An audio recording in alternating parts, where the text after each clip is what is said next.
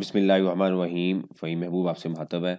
आज का जो टॉपिक है इसके अंदर एक कॉन्सेप्ट हमने स्टडी करना है कि जो नॉर्मल रिटर्न है, सेल टैक्स रिटर्न, और जो थर्ड स्केड्यूल की रिटर्न है जिसमें कुछ बेसिक गलतियां हम कर रहे होते हैं और जिसकी बेस पे हमें फ्यूचर में नोटिस रिसीव होता है, या तो हम कम टैक्स पे कर रहे होते हैं या ज़्यादा कर रहे हैं।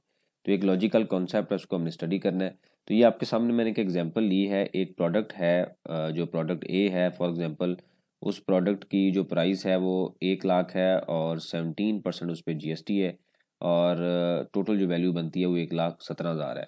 साथ ही कंपनी ने एक पॉलिसी दे दी कि जी ऑन इनवाइस जो डिस्काउंट है वो 10% मिलेगा, और अर्ली पेमेंट जो डिस्काउंट है वो 5% है। लेट्स से क्रेडिट पे हम स्टॉक सेल कर रहे हैं, कोई भी चीज़ सेल कर रहे हैं, ये प्रोडक्ट है, एक स्टॉक जो है वो क्रेडिट पे सेल हो रही है, तो ऑन इनवाइस आपको 10% मिलेगा। लेकिन अगर फॉर एग्जांपल 30 डेज़ के क्रेडिट पे हम सेल कर रहे हैं तो 30 दिन से पहले आप पेमेंट करेंगे तो आपको 5% at the time of payment भी मिलेगा। तो ये कंपनी की एक पॉलिसी है। अब क्वेश्चन ये है कि जी ये जब मैंने इनवाइस बनाना है तो क्या मुझे ये श्योर भी है कि जी ये जो भी ये कस्टमर है ये 5% टैक्स भी जो 5% डिस्काउंट है ये भी अवेल करता है। तो क्या आज मैं जब प्राइस कैलकुलेट करूंगा, जो टैक्स कैलकुलेट करूंगा, इनवाइस करूंगा, तो मैंने 15% डिस्काउंट देना है या 10% देना है? एक तो क्वेश्चन ये है। तो इसमें एक चीज़ याद रखें कि जो ऑन इनवाइस डिस्काउंट है वो एक्सेप्टेबल लेवल तक, जो मार्केट नॉर्म्स के मुताबिक, वो हम ऑन इनवाइस देंगे। अब ये नहीं हो सकता कि एक प्रोडक्ट के ऊपर आप 40% डिस्काउंट दे दें, ऐसा नहीं है। अनटिल अनलेस वो प्रोडक्ट डैमेज है, बी कैटेगरी की है, सी कैटेगरी की है। अगर वो ए कैट है और सबके लिए पॉलिसी अवेलेबल है, तो ये एक आर्म्स लेंथ ट्रांजेक्शन जो होती हैं, जो नॉर्मल एक्सेप्टेबल डिस्काउंट लेवल पे चीज़ें चल रही होती हैं मार्केट प्रैक्टिस के मुताबिक, वही हमें डिस्काउंट हम दे सकते हैं। तो हम ये कहते हैं कि जो मार्केट जो ट्रांजेक्शन है, मार्केट आर्म लेंथ ट्रांजेक्शन जो हो रही है, उनमें 10% ये डिस्काउंट है। और हमने ये हमारी पॉलिसी है, 15 भी हो सकता है, लेकिन ये डिपेंड करता है इंडस्ट्री टू इंडस्ट्री। तो हमने एग्जाम्पल ली कि 10% डिस्काउंट है और हम ऑन इनवाइस डिस्काउंट दे रहे हैं। तो हमने क्या किया जी, ये प्रोडक्ट है, इसमें से 10% डिस्काउंट माइनस किया, तो आफ्टर डिस्काउंट जो प्रोडक्ट बन गई वो उसकी वैल्यू बन गई 90,000। अब इसके ऊपर हमने 17% सेल टैक्स चार्ज किया। जब हमने टैक्स चार्ज किया तो ये फिगर अब बन गई 15,300। तो 1,05,300 की हमने टोटल जो है वो इनवाइस कर दी। उसकी जो प्राइस थी वो 1 लाख थी, 17% जीएसटी था, और टोटल वैल्यू पहले ग्रॉस थी 1,17,000 बिफोर डिस्काउंट। अब होगा क्या? अब ये जो चीज़ है ये हम चला रहे हैं let's say cell tax return में। अब ये जो फिगर है ये हम कहते हैं एनुअल रिटर्न जब फाइल करनी है तो उस टाइम कैसे रिपोर्ट करना है। अब कुछ टाइम के बाद हम ये कहते हैं 30 डेज के क्रेडिट पे ये चीज़ हमने सेल कर दी। 25 दिन के बाद आफ्टर 25 डेज जो ये कस्टमर था इसने 5% जो डिस्काउंट था वो भी अवेल कर लिया इस प्राइस के इस वैल्यू के ऊपर, जो कि फिगर बनती है 5265। तो क्या ये डिस्काउंट हम किस तरीके से रिपोर्ट करेंगे? हम ये कहते हैं रिटर्न से पहले ही जनाब हमें पता चल गया, रिटर्न आज हमने इनवाइस बनाई है और 25 दिन में यानी कि 30 तारीख से पहले पहले हमें पता चल गया कि इन्होंने डिस्काउंट ले लिया। तो क्या हम इनवाइस को अमेंड करेंगे, उसको डिस्काउंट्स बढ़ा देंगे? क्योंकि ऑब्वियसली अगर हम यहाँ पे उस वैल्यू को ऐड कर लेंगे, यानी कि इसमें से माइनस कर देंगे, तो हमारा टैक्स कम बनेगा। यहाँ पे टैक्स की हम कैश फ्लो की सेविंग कर सकते हैं। तो ये क्वेश्चन आ सकता है आपके जहन में। तो ऐसा नहीं है।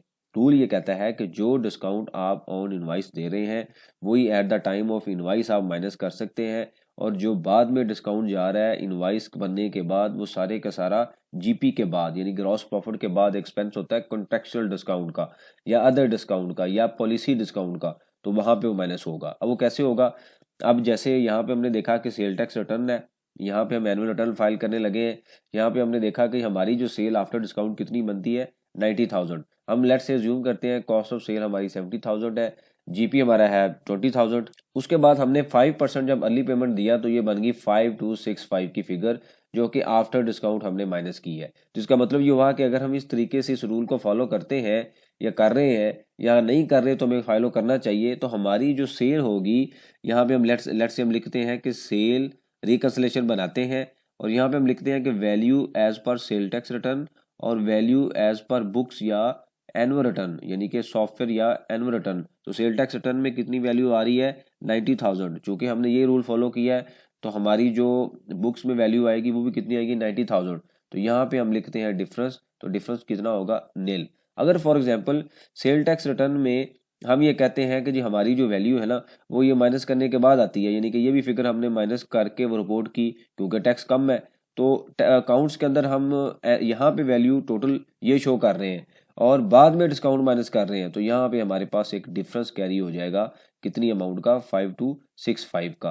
तो इसका मतलब जब वो रिकन्सिलेशन करेगा वो देखेगा कि आपने सेल यहाँ पे तो ज़्यादा शो की हुई है और यहाँ पे कम है, तो आपको इस बेस पे नोटिस आ जाएगा, क्योंकि जब सेल वैल्यू कम होगी तो टैक्स कम होगा, और जब टैक्स कम होगा तो उसके ऊपर क्वेश्चन आएंगे कि क्या आपने डिस्काउंट की पॉलिसी या जो दूसरी जो रूल्स हैं वो सही फॉलो किए हैं या नहीं किए। तो इस वजह से ये आपने याद रखना है। कुछ लोगों के जहन में ये क्वेश्चन है और कुछ लोग प्रैक्टिस फॉलो भी करते हैं कि हम ये कॉस्ट ऑफ सेल में से माइनस कर देंगे डिस्काउंट। तो ऐसा नहीं है, हरगिज़ नहीं होता, ऐसा होता रूल के मुताबिक ऐसा कभी भी नहीं होता, और इस बेस पे आपको नोटिस या पेनल्टी लाजमी इशू होगी। तो ये चीज़ आपने याद रखनी है, जब भी रिटर्न वगैरह फाइल करनी है तो इसको इस तरीके से मैनेज करना है। अब हम आते हैं थर्ड स्केड्यूल में, जो तकरीबन अब 80% जो प्रोडक्ट्स हैं वो हमारी थर्ड स्केड्यूल में कन्वर्ट हो चुकी हैं, उसमें हमने क्या करना है। तो थर्ड स्केड्यूल में एक होता है MRP, जिसको मैक्सिमम रिटेल प्राइस बोलते हैं। फॉर एग्जांपल इसी प्रोडक्ट की जो वैल्यू है वो 1 लाख है, इसके अंदर 17,000 हमने टैक्स ऐड किया, तो टोटल वैल्यू बन गई 1,17,000 रुपया।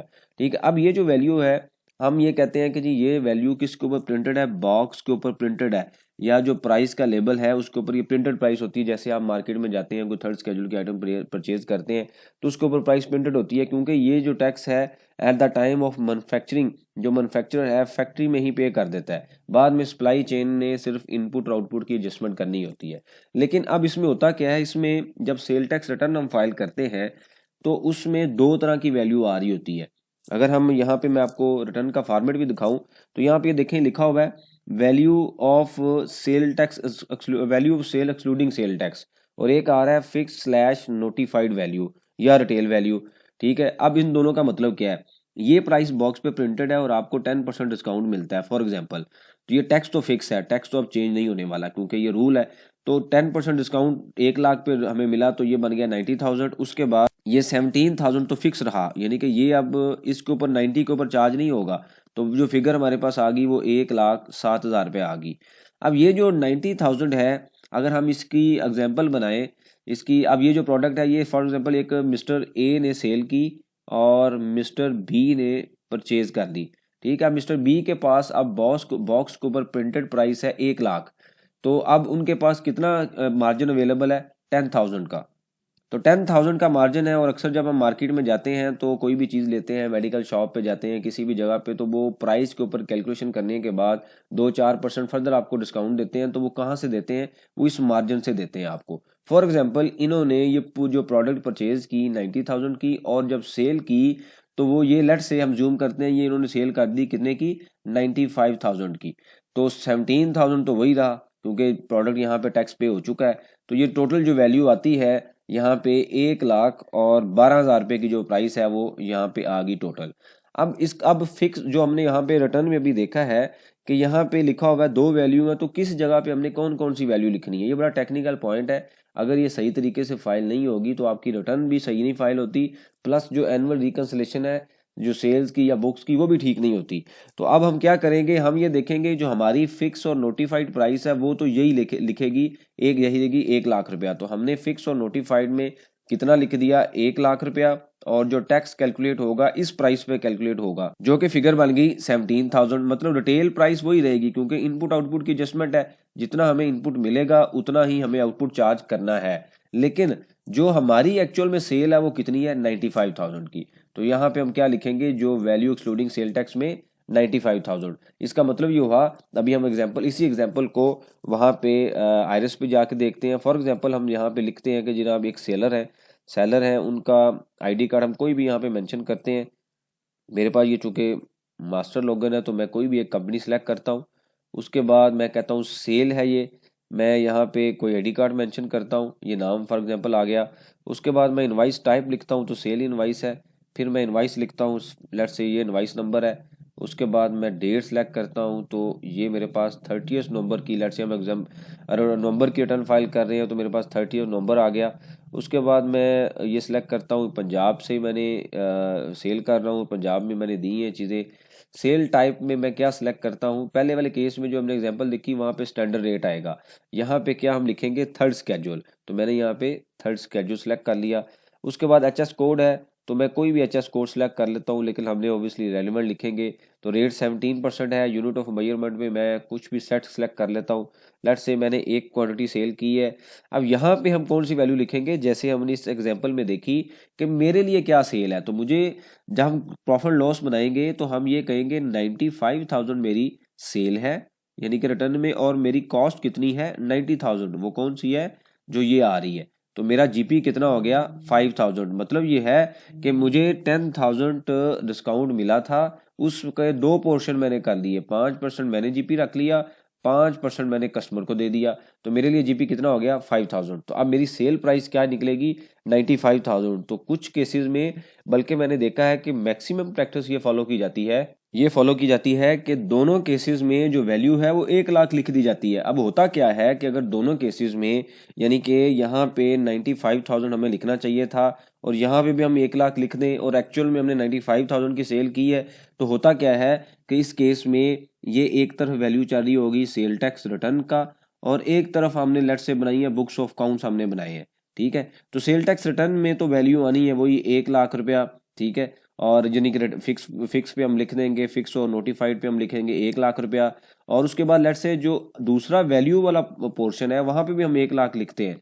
तो यहाँ पे बुक्स में क्या हो रहा होगा कि फिक्स वैल्यू हमारी 1 लाख आ रही होगी और हमारी सेल आ रही होगी 95,000 की। तो यहाँ पे एक डिफरेंस कैरी होना शुरू हो जाएगा 5,000 का, जो कि रिटर्न बता रही होगी कि आपका जीपी 5% ज्यादा है, लेकिन एक्चुअल में कितना होगा 5,000, और रिटर्न बता रही है जनाब है ही कोई नहीं। यानी कि वो अकाउंट्स ये बता रहे हैं कि जीपी 5% 5,000 से आ रहा है लेकिन रिटर्न में कुछ है ही नहीं है। तो ऐसा कैसा हो सकता है, ऐसे तो नहीं हो सकता कि जितनी की परचेज की उतनी की हम सेल कर रहे हैं। तो ये डिफरेंस क्रिएट होना शुरू हो जाएगा। ये इनडायरेक्टली ये जो रिटर्न है यहाँ पे जीपी जो आएगा ऑब्वियसली वो हमें ज़्यादा शो होगा, क्योंकि इनवाइस के अंदर तो 90,000 की कॉस्ट है और हम सेल कर रहे होंगे, इस यहाँ पे वैल्यू दिखा रहे हैं 1 लाख की, हालांकि होनी चाहिए थी 95,000 की। तो ये जीपी शो कर रहा होगा 10,000 का और बुक शो कर रही है 5,000 का।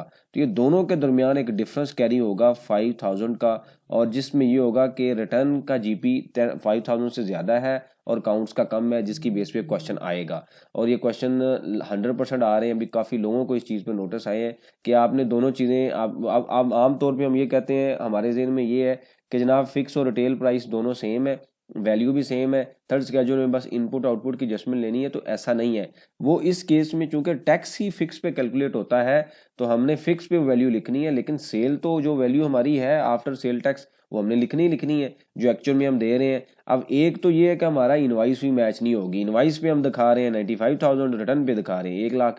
तो ये चीज़ आपने याद रखनी है, चीज़ों को मैच करना है। इसी एग्जाम्पल को हम कंटिन्यू करते हैं। हम ये कहते हैं 95,000 हमारी सेल है और उसके बाद हम यहाँ पे लिखते हैं 1 लाख रुपया रिटेल प्राइस है।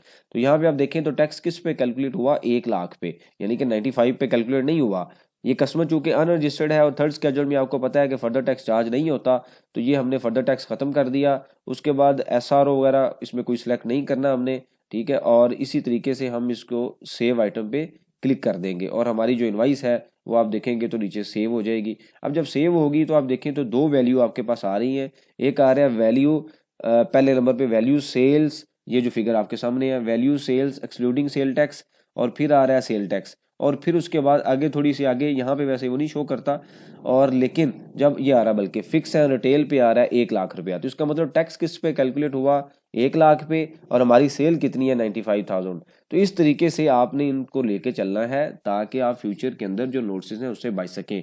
तो ये काफ़ी लोगों में मैंने देखा है, काफ़ी क्लाइंट्स में, इवन बड़े जो ब्रांड्स हैं वो इस चीज़ पे भी गलती कर रहे हैं और उनको नोटिस भी आते हैं। लेकिन कुछ जगह पे प्रैक्टिस ये फॉलो की जाती है कि रिटर्न के अंदर पूरी वैल्यू दिखाते हैं और डिस्काउंट की एक लमसम एंट्री पास कर दी जाती है, यानी कि कस्टमर लेजर को क्रेडिट कर दिया जाता है और डिस्काउंट को डेबिट कर दिया जाता है। तो ऐसा हरगिज ना करें। इसका होगा क्या कि आपकी सेल इनवाइस डिफरेंट बता रही होगी, आपके लेजर डिफरेंट बता रहे होंगे। तो ये सिस्टमेटिक काम नहीं होगा, ये इंडिविजुअल अप्रोच की बेस पे आप काम कर रहे हैं। तो इस वजह से इसको लाजमी मेंड करें। अगर आप इस प्रैक्टिस को फॉलो कर रहे हैं तो अच्छी बात है, नहीं कर रहे हैं तो इस पर रिसर्च करें, इसको इस तरीके से फॉलो करें ताकि आपकी हर टाइम हर ईयर हर रिटर्न में जो आपकी जो चीज़ें हैं वो मैच रहें और हमें वैसे ही टैक्स का काम या अकाउंट्स का काम उसी तरीके से करना चाहिए जिस तरीके से हमें रूल या लॉ बताता है, क्योंकि इसके अंदर इंडिविजुअल जजमेंट की कोई गुंजाइश नहीं है। जैसे ही आप कोई जजमेंट इस तरीके से लेके आते हैं और डायरेक्शन अगर सी ठीक नहीं होगी तो ऑब्वियसली उसके ऊपर हमें पेनल्टीज भी देनी पड़ेंगी। इससे रिलेवेंट कोई क्वेश्चन वो आप मेंशन कीजिए, उसके ऊपर हम डिस्कशन करेंगे ताकि जो लर्निंग का प्रोसेस है कंटिन्यू रहे। थैंक यू वेरी मच, जज़ाकल्लाह।